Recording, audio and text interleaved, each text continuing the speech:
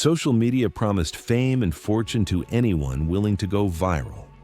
But for these 5 content creators, their final videos captured something no one expected to see. Today, we're examining the most disturbing deaths ever recorded by influencers themselves, where the cameras kept rolling long after everything went wrong. It was April 22nd, 2021, in San Diego, California. The late afternoon light filtered through the narrow windows of a modest apartment just a few blocks from the beach. Inside the unit, space was tight and storage was limited, the kind of layout common among young renters trying to make the most of small rooms. A phone mounted vertically on a tripod faced an open bedroom closet, already recording. Ryland Webb was 24 years old and had been posting consistently on TikTok for just under a year. His account focused on practical organization tips, closet layouts, small apartment fixes, and affordable storage ideas. Unlike trend-driven creators, Ryland's growth had been slow and uneven. Several recent videos had stalled below 5,000 views, and he was becoming increasingly focused on improving watch time and completion rates. That afternoon's post was meant to change that.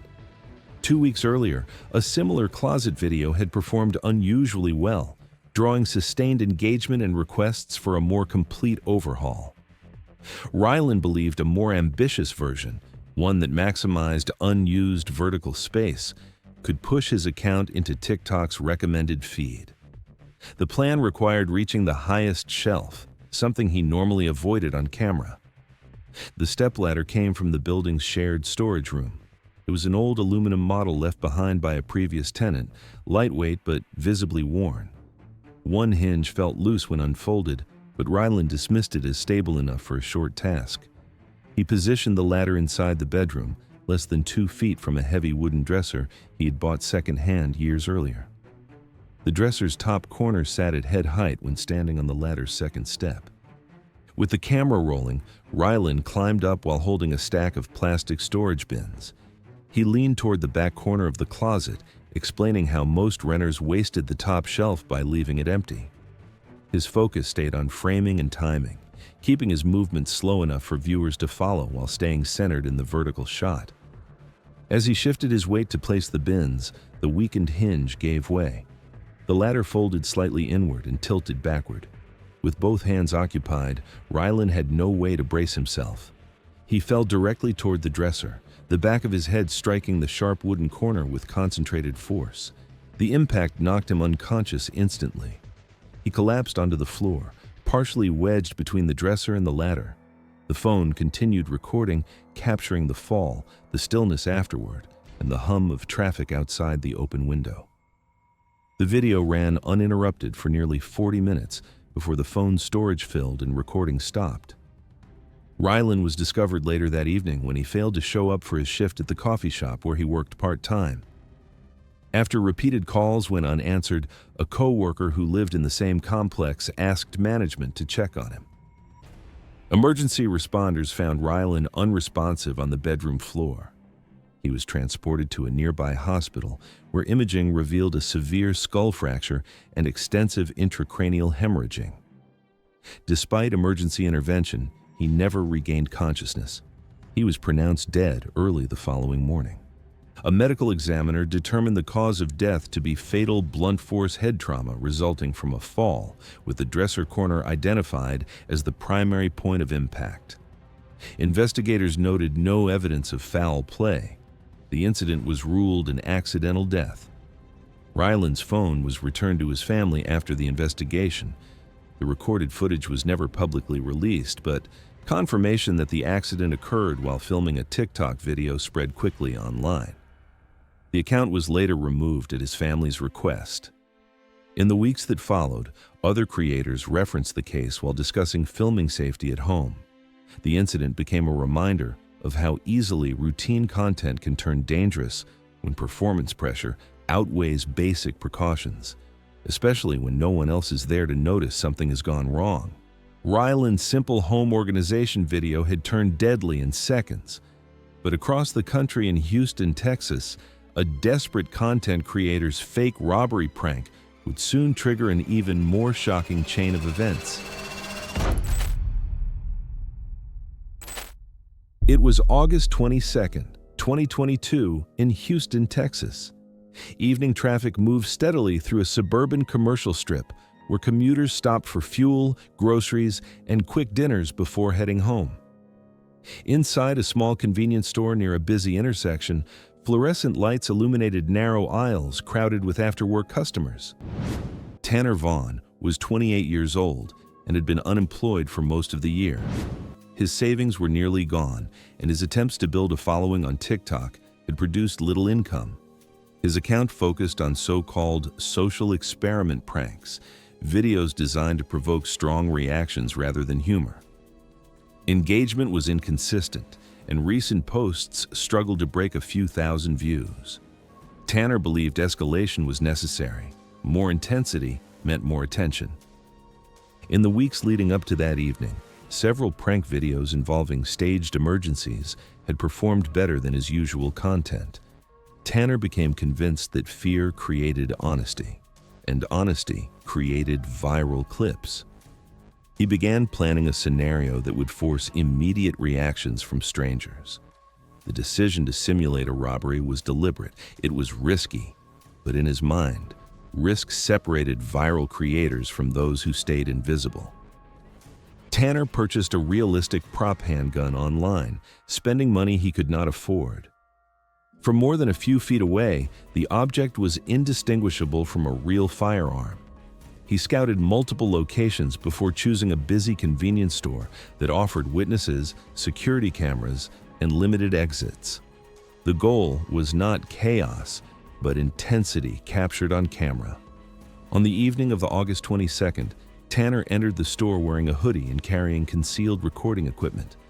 A small camera was hidden inside his jacket, while his phone recorded vertically from a front pocket.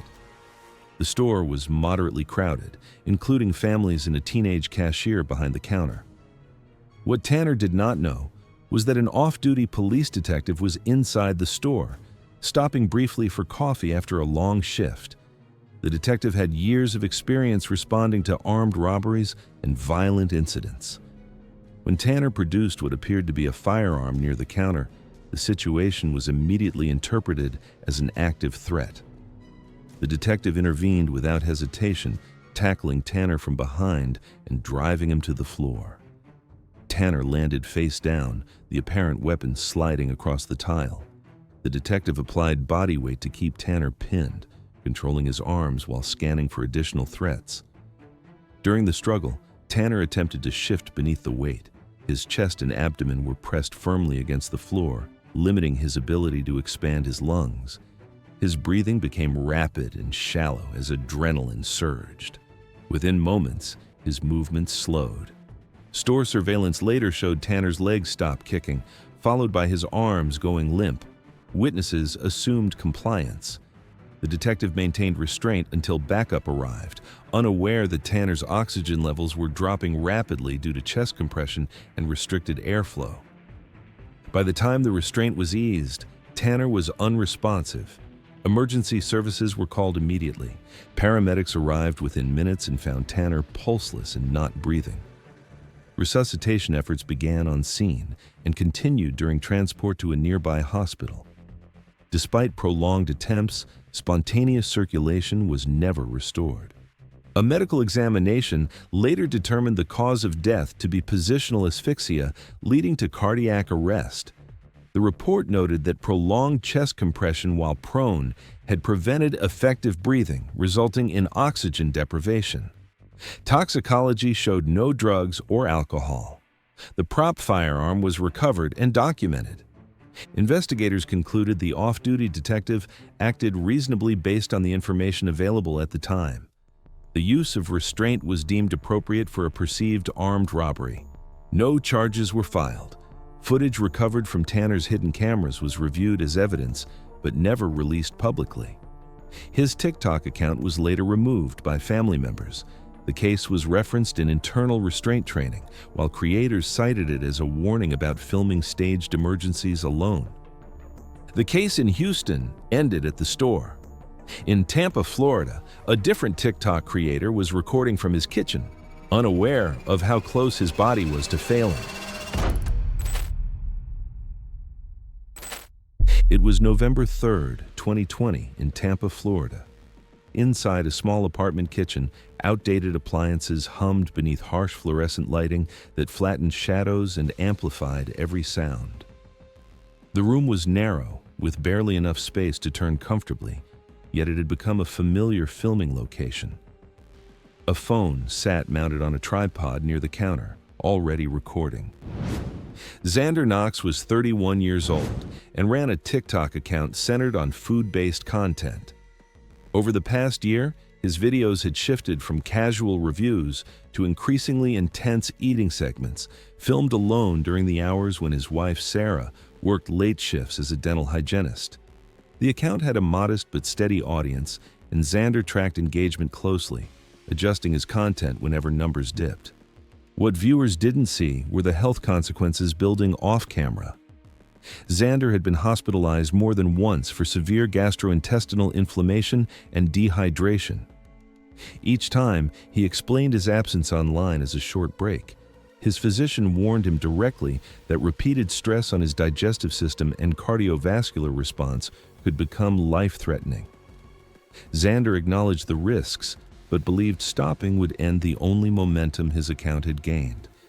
That evening, with the apartment quiet and Sarah still at work, Xander prepared to film another eating video featuring food heavily prepared with ghost pepper-based chili extracts, the same type of content that had previously sent him to the hospital.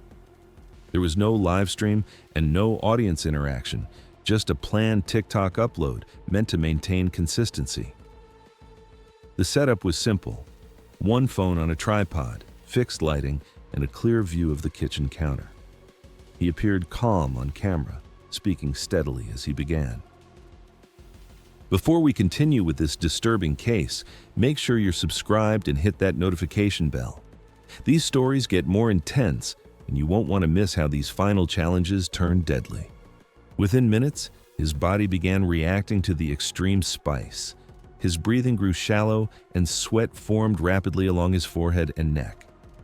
Unlike earlier videos, his speech slowed as he paused between sentences, resting one hand against the counter to steady himself. As the recording continued, visible signs of physical distress became harder to ignore. His hands trembled when reaching forward, and he swallowed repeatedly, struggling to maintain composure. He shifted his stance several times, clearly uncomfortable, but continued filming. The stress response intensified. Xander's heart rate climbed rapidly, driven by pain, exertion, and a surge of adrenaline. He leaned forward, bracing himself with both hands, and briefly stopped talking altogether. When he tried to resume, his words came out uneven and slurred. Moments later, he reached for his phone, appearing to recognize that something was seriously wrong. Before he could end the recording or call for help, he staggered backward. His knees buckled, and he collapsed onto the kitchen floor, striking the cabinet as he fell. The camera continued recording, capturing only the stillness of the room and the low hum of the refrigerator. Xander lost consciousness within seconds. There was no further movement. Sarah returned home after 2:30 a.m. and found him unresponsive on the kitchen floor. Emergency services were called immediately.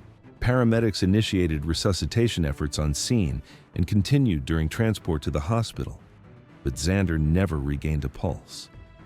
The medical examiner determined the cause of death was sudden cardiac arrest triggered by extreme physiological stress during filming, compounded by pre-existing medical strain. There was no evidence of poisoning, obstruction, or substance use. The death was ruled accidental. Investigators reviewed the recording as part of the case. The footage was not released publicly and was returned to the family after documentation. Xander's TikTok account was later removed at Sarah's request. The incident was later referenced in discussions about creator burnout and the risks of filming alone. What appeared online as controlled content ended privately, an example of how the pressure to keep recording can override warning signs until it is too late. Xander died while filming alone inside his own home. In Phoenix, Arizona, another TikTok creator was filming something far more routine. until a single misstep near a balcony changed everything. It was September 8th, 2021, in Phoenix, Arizona.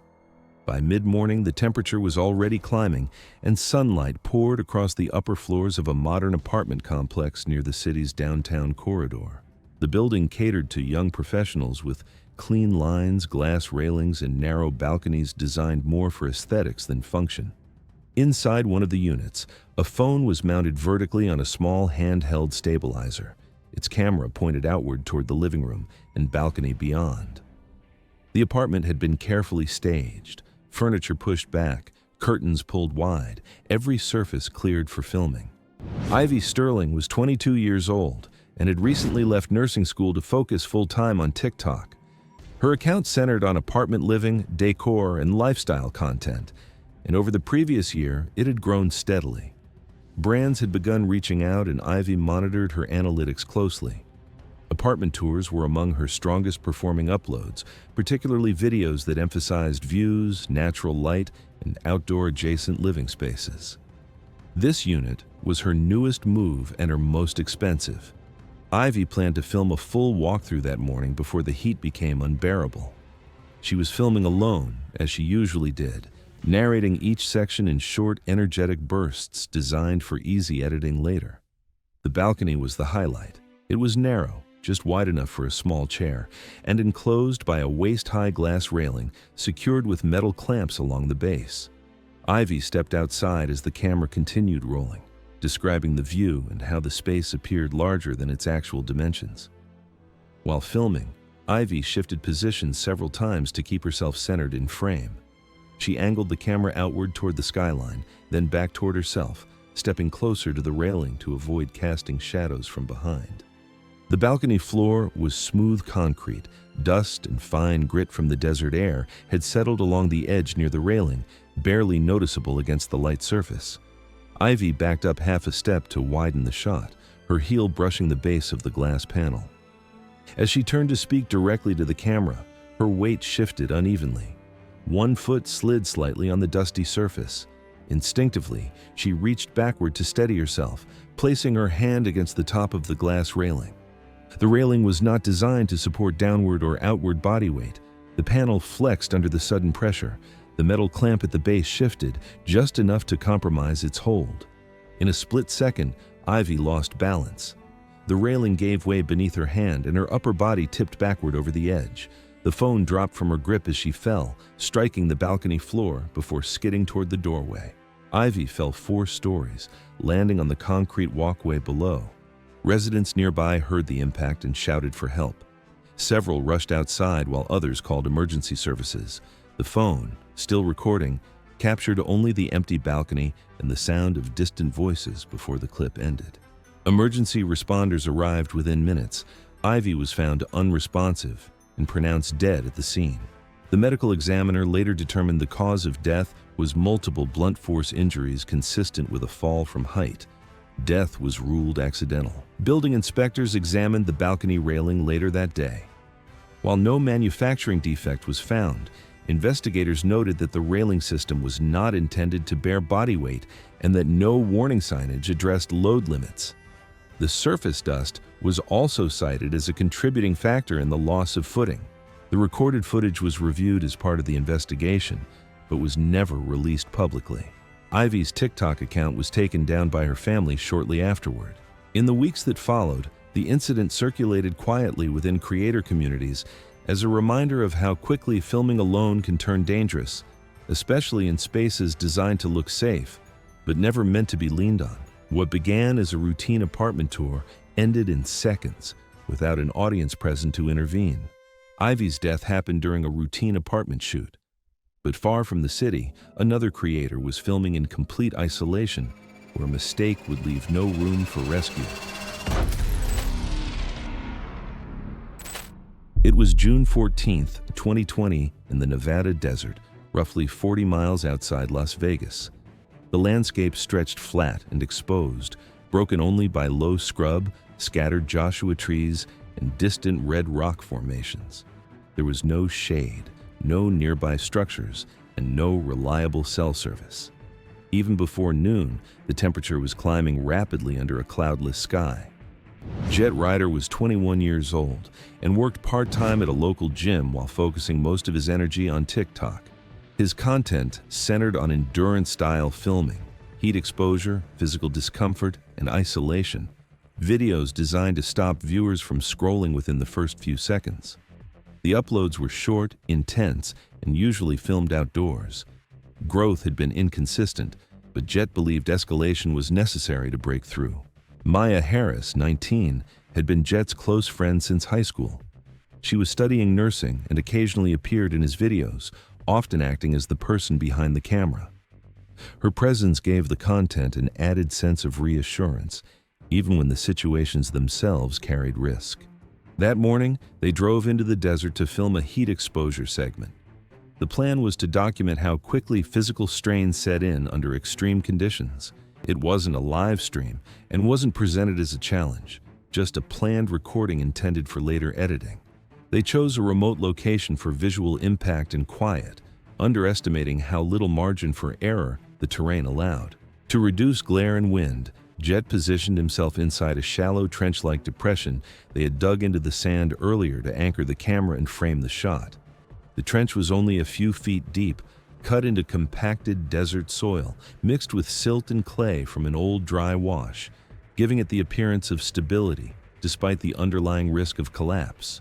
Maya set her phone in portrait mode several feet away and began recording. As filming progressed, the heat intensified. Jet adjusted his stance inside the trench, shifting his weight to stay in frame. The sand beneath his feet felt firmer than expected, packed down by earlier digging and foot traffic. Without warning, part of the trench wall gave way. A section of compacted sand collapsed inward, striking Jet's torso and pinning him against the opposite wall.